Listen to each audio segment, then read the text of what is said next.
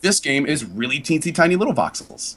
So it's like an evolution of that principle. But the art style, like I've recently really come out and said I have a huge problem with EverQuest Next's art style. Like I didn't like it in Landmark. I feel it's too Disney oriented. I feel like they're generalizing. And to be honest, of course I look at the graphics in this and I kind of go, maybe it's going a similar path.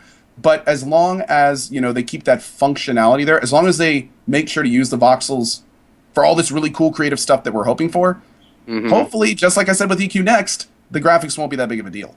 Yeah. As long as it's fun and interactive and new, the graphics can take a hit. I think what's most important to people is, being innovative and also having it be fun, and the gameplay. The gameplay is really the most important thing in a game, if it's not a story-based game like that. So you can definitely pull it off without, the most in-your-face amazing graphics.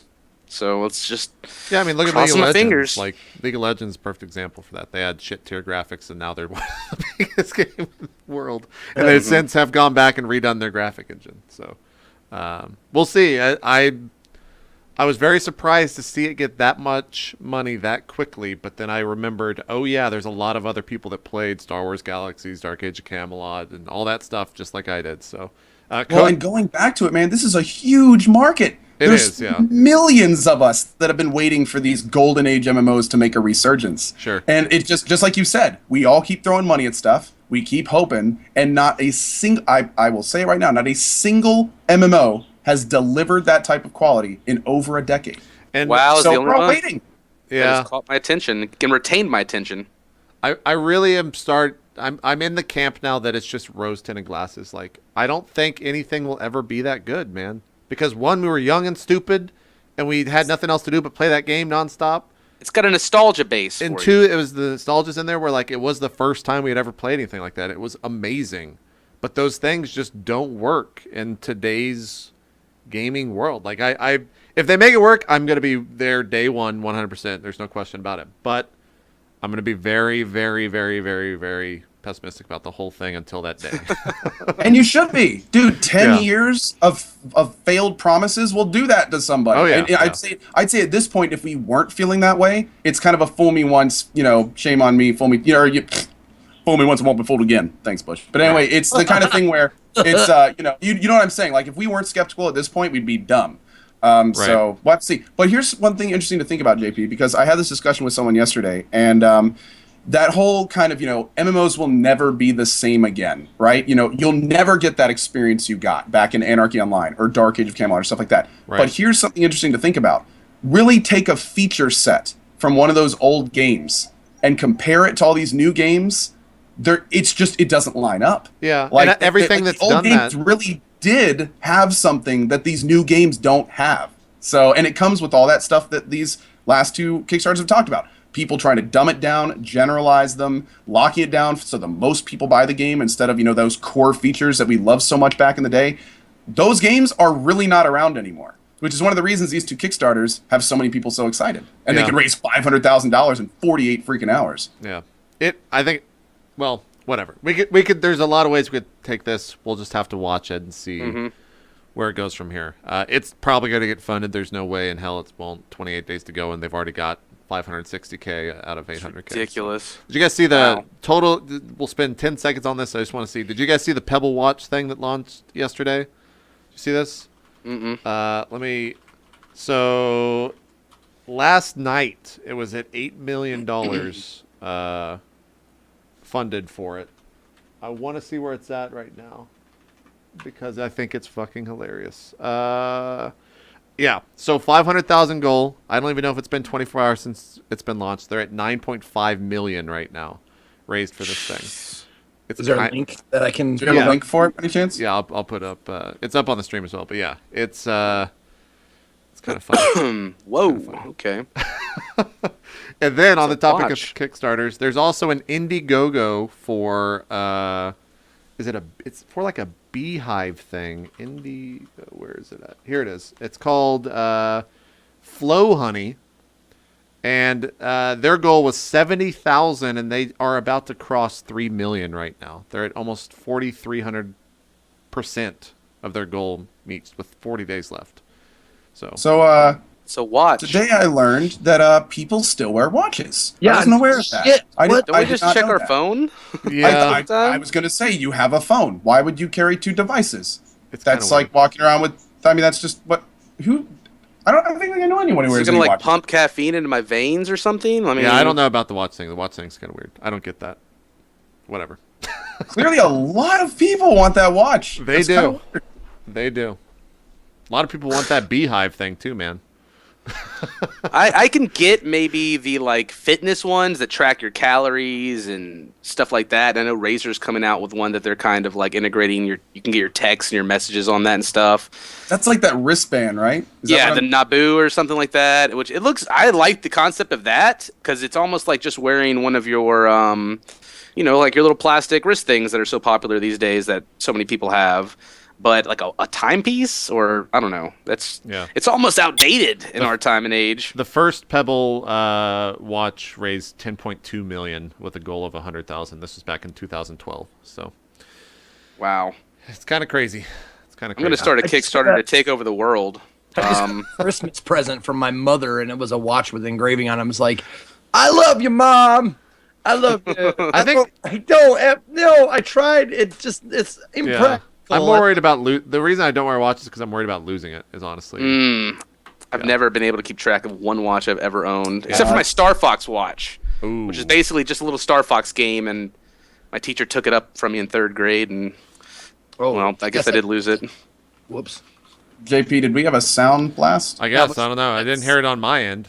Yeah, but I didn't hear it on my end either. But It people must are have saying, been. like, it's me. It's me. Pebble just hacked into our exploit and it's like, don't talk bad. They're talking smack. Get 'em. Yeah, it's one of the Kickstarter goals. Anyways, what else is on the news docket, Co? What else do you want to talk about? Now something just to address very briefly. There's a new chronicle in the G2A debate. G2A has released a public statement, which was very well written, addressed many of the things that people were concerned about. Didn't, I don't think, make as much of a splash as it was hoping, and I know that for people like me, it didn't change any opinion, really, because I think the fundamental issue was not really addressed. But to their credit, they saw there was a problem, and they tried to address it quickly. So you got to give credit where it's due. It's true. You guys we'll get it linked up in the chat. I'm sure you'll crash the website if we link this, but honestly, who cares? There's the link in the chat. Yeah, I think at this point, everyone's kind of made their decision. I think it's kind of out of the limelight. There's a lot of streamers that have said, hey, we're going to keep using G2A. That's great. A lot of streamers like me have said, hey, we're not going to use it anymore. Great, done. We're all kind of, we've washed our hands of it, and the world keeps turning, and no big deal either way. Yeah. I had a terrible experience with Game Fan Shop, and after that, when all these people were taking G2A over, I was getting spammed messages from them. I was getting emails. I was getting other streamers messaging me that I've never heard of before trying to get me to use this. Yeah. And it just screams such negative things for me, like almost pyramid system kind of thing. So I politely tell them to F off every time I get a message now. I can't do it. Yeah, I think that it's eventually just going to become a case by case. Like the streamer will have to make the decision. There's maybe nothing inherently wrong with it, but who cares? Like my point of view from now on is that there are people inherently judge you if you are associated with G2A on your stream, and it'll either be a negative or positive stream or a negative or positive judgment. So, and that's before they even see your stream whatsoever. So to keep that from not being there, I'm not going to have it on my channel. That's how it is. But at the same time, if you guys want cheap games, they do have something that could help you over there. So go check it out. Whatever it is. They haven't offered me enough money yet. Yeah, that's true. I am just waiting for the big holding out. bucks. I'm just waiting for the big bucks. Just holding out. The last thing I'll say on that is it's really, really, how do I want to phrase this? It's disheartening when I see streamers attacking other streamers on Twitter. Like, have better conversations with one another, guys. Don't start flinging shit when we're all working towards the same goal. Constructive criticism is much different from, insults or just negative opinions, I would say. And most importantly, I mean, there's two things to remember. One, these people are your coworkers. Like everyone else that we're working with, there's there's no reason not to respect them. We're all kind of pioneers in this world that's never been explored yet. You know, we're all kind of in this together in some form or another. If you want to have a conversation with someone and you're, you know, tweeting out to thousands and thousands of people really negative stuff that a lot of times, you know, isn't even, you know, you're in 140 words, you can only put so much. You know, a lot of streamers just need to talk to each other. You know, send each other a message. Get your Skypes. Hash it out over there. Just throwing mud at each other over Twitter. Source, man. No one's going to win. Yeah, exactly. And no one wins in that. I've been a viewer. I'm saying, like, watching this shit unfold is just. That's true, and that's the bad thing is if people. I eat it up, and I'm not going to lie about it. I'm going to say like, oh, I'm wondering popcorn. Also, I will say at that same thing, good conversations have occurred. So like, it's awesome that people are talking about it now because there are good conversations that are occurring. So. I watched Flavor of Love on VH1. I mean, dude, I'm all about it. Man, Flav. That's true. Don't give people like Zeke something to watch, guys. That's all I'm saying. I'm joking. Any other news, Co? I guess just like general gaming news. I think there was some stuff. Let me go just look real quick. I'm getting yelled at by. It's been relatively quiet. Yeah, I mean, a lot of yeah, we're gonna jump to TwitchCon was coming up. Yeah. But in terms of just general news, there's not a horror like I think a lot of people are just kind of saving all the big stuff for PAX since it's right around the corner. Mm-hmm. Yeah. Hotline Miami confirmed March 10 release date. That's thank God. Gonna be a big stream game probably. Crash and burn. I woke up this morning to an email saying you received a copy of Hotline Miami 2 from Crash and Burn. I was like, whoa, yay! Man. So I'm so jacked about it. I don't know why. I just love Hotline Miami. New Arkham Knight trailer came out, which I thought I honestly think that was a smart move by them because I bet whatever on this that the only reason that trailer came out today was because everyone went crazy on Reddit yesterday with the rating change. Like a rating change was the biggest news of the day because it went from T to M for the new Batman game. And this was like over 1,500 comments on Reddit. Like, holy shit, can we actually get some real gaming news out there, guys? Because it's kind of insane that people are talking that much about it. But how many are there now? That's like their fourth or fifth one, isn't it? This is the final one, yeah. This is the one coming from the original, like Rocksteady, the original developers of it. Gotcha. The past two, I don't think have been, or maybe the past one have not been. So yeah, the game looks great. Like they put the trailer out, it looks awesome. But it's funny how they're like riding the hype for that. I don't think there's anything news-wise. Some GDCs this week, we'll probably see some stuff, or this weekend, I guess, we'll probably see some stuff come out of there. A bunch of streamers are going to Blizzard this weekend. I don't think they can talk about the Overwatch stuff until PAX, so I'm sure you'll see a bunch of that stuff come out then. That Dragon Ball game came out if you're interested in that. Yeah, I saw Actibunny. Yeah, I might actually play that. It comes out on the PC on Friday. Actibunny Fufu's been streaming that. You can create your own character in the Dragon Ball Z world, which is kind of cool, and play through stuff. I don't know. We'll see. Totally missed the boat on that whole. It's a Dragon Ball game. It's a Dragon Ball thing. Dragon Ball. And then, of course, the Homeworld remastered and whatnot. I've seen a lot of people jumping on that. Yeah. I never played the original, but I want to. You're streaming it tonight, right? Maybe I'll check out a little bit of it. Yeah, I think I'm gonna probably fire it up for at least like an hour or so, just to check out the changes and stuff right after the cast. Yeah. Cool. Well, let's talk about the biggest news that has happened since our last show, and that was Friday's big news from Twitch with the announcement of TwitchCon. Initial reactions. Let's keep it just at initial reactions. What was your first reaction to the announcement? About damn time. Okay, short. I like it. Zeke? That's it. Initial reaction? I'm thrilled by this news. You know, everything about it sounds fantastic. When I seriously, when I go to the PAXs, I basically just hang out at the Twitch booth. There's no reason not to. It's a phenomenal environment for streamers. So the idea of taking that just to the next level on the entire con stage, I can't wait to see what they're doing with it. I'm really excited. Zeke? First reactions? Because we're going to spend a lot of time on this. There's a lot of stuff to talk about. My first reaction was, that's awesome. It's awesome. It's taken my favorite part of the only thing I've ever been to, PAX South. It's taking my favorite part of that and centralizing it and saying, this is it. This is what it's about. So I'm super jacked about it. But ... Continue. Go on to Cobalt. I was thinking, let's see. It's about time. I hope people show up. And what the hell are we going to do for 2 days? I 100% echo that. That was my reaction, was like, okay, they announced, it wasn't that they announced it, was just like, what is it?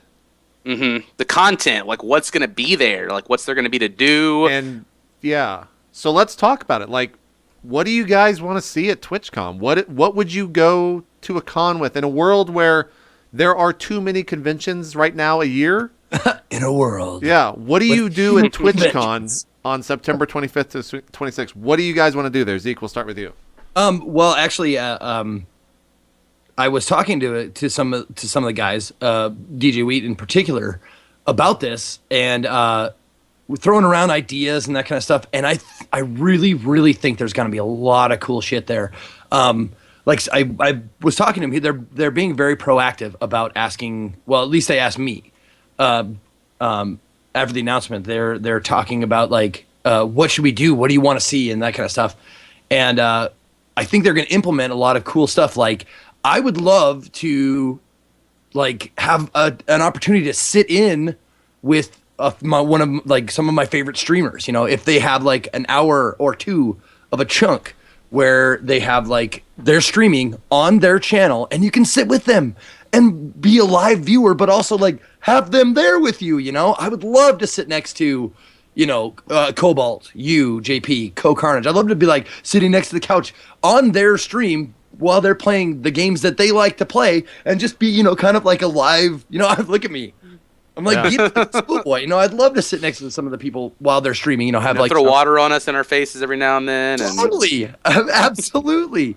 Also, I made the suggestion of like having artists, like Twitch artists, people who do emotes and overlays and banners and that kind of stuff, having like a artist corner or whatever, so we can meet these people and like, you know, throw business their way.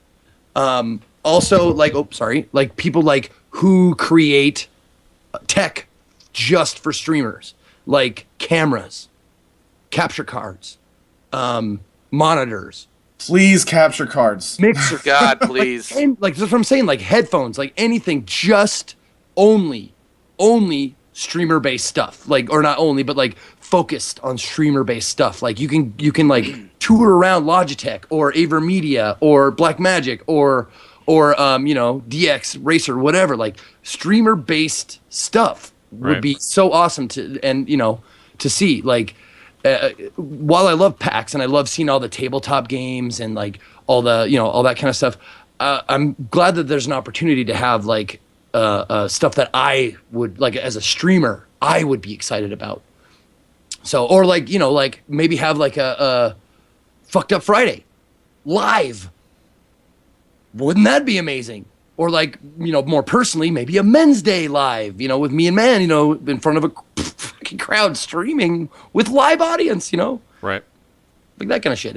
I think the ideas are flowing. I think it's going to be a hilarious time. Cobalt, what do you want to see from a TwitchCon?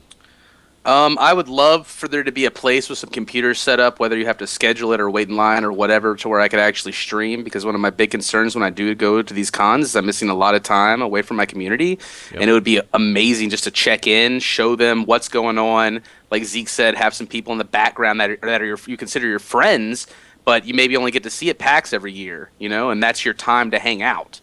I think the idea that Zeke had for having different venues set up, maybe for, you know, sponsorships and whatnot, or promotion through like, you know, different companies like DX Racer, Logitech. I'm not sure how that would work, because there's going to be a huge scale of like small to large streamers. So I don't know where the cutoff would be, or if that's something they even want to consider or have, you know, to do. But I really like that idea.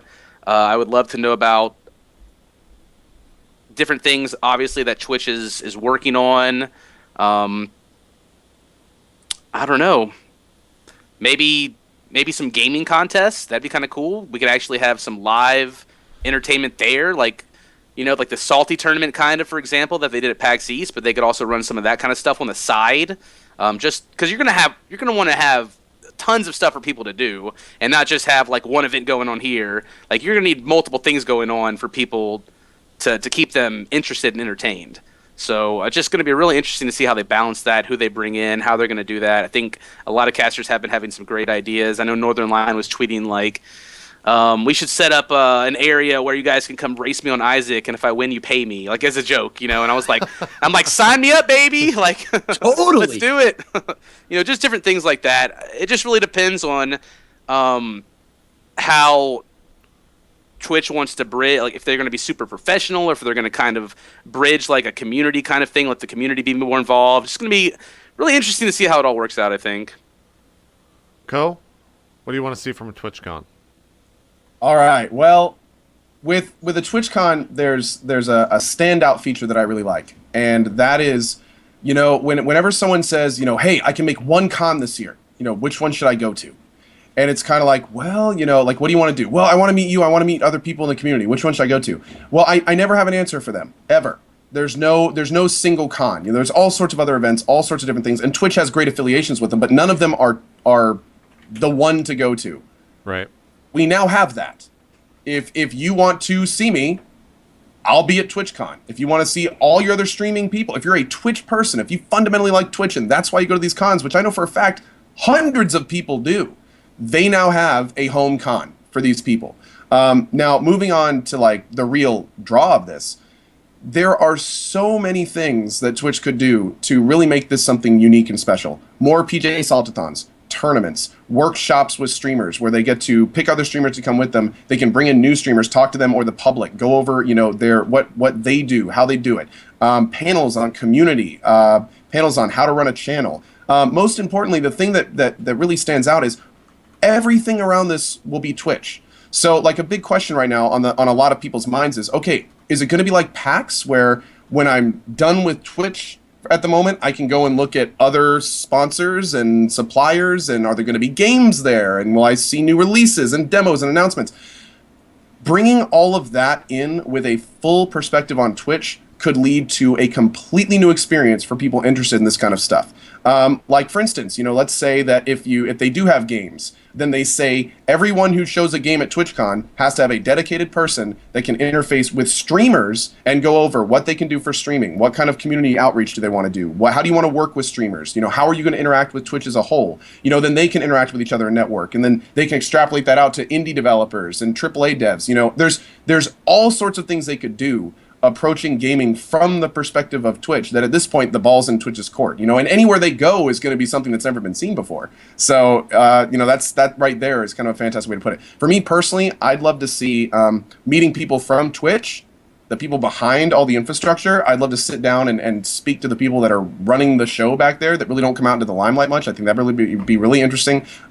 Tournaments, shows, like I don't know if you guys have seen the PAX booth for Twitch, but they usually have really good hosts that are putting on really quality production, like television quality production with all sorts of, you know, great lighting and booths, and they're doing highlights and have great overlays and stuff. It's a real professional event. Their equipment.